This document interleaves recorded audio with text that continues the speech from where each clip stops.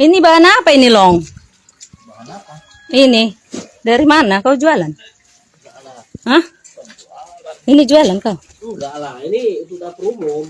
Dapur umum di mana ini? Nasib kepala lingkungan viral menimbun bantuan korban banjir di Martubung, berakhir dicopot wali kota Medan.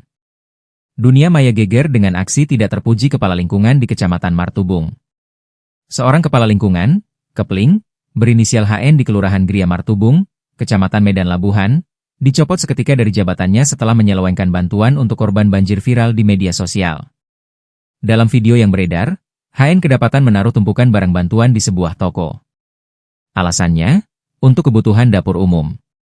Namun, warga yang datang meminta bantuan justru pulang dengan tangan nyaris kosong, hanya 3 butir telur. Temuan ini sontak memantik amarah dan kecurigaan warga. Bantuan bencana kok disisihkan?